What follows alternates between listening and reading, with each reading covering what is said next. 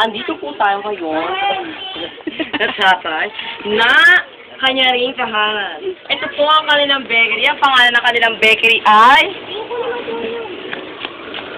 Manuel Bakery Sari-Sari Store. Nakita po natin ang kanilang linis.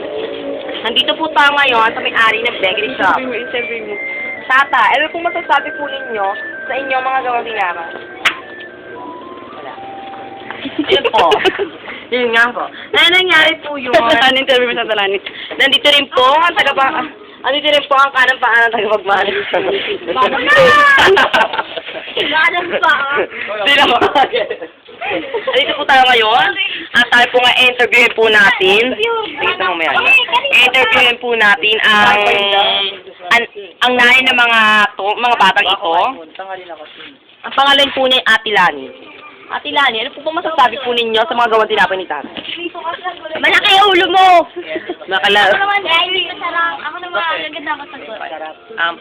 Andito rin po ang kanilang Nakatikim ng tinapay. Nakatikim ng tinapay at tagatikim ng tinapay.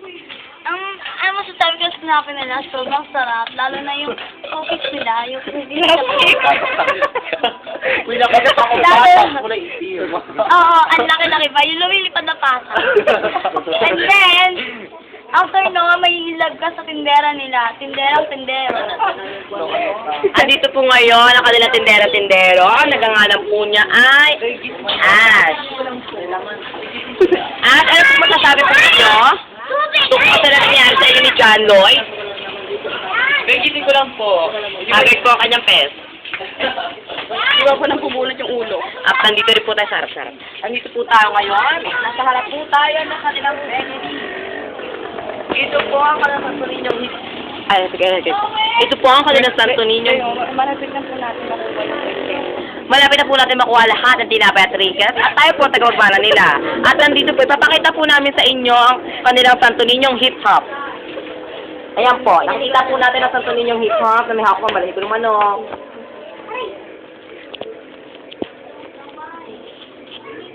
Nakikita po natin ang sinasabi po si Ate Lani.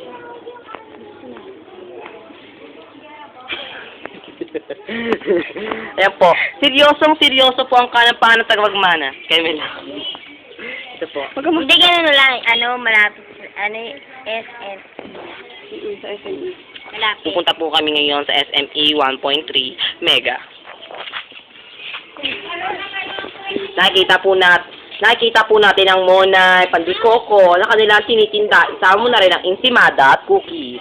At dito rin po ang kanilang pinag-aaral at sa pag-aaral na po nila gamit ang kanilang paninda.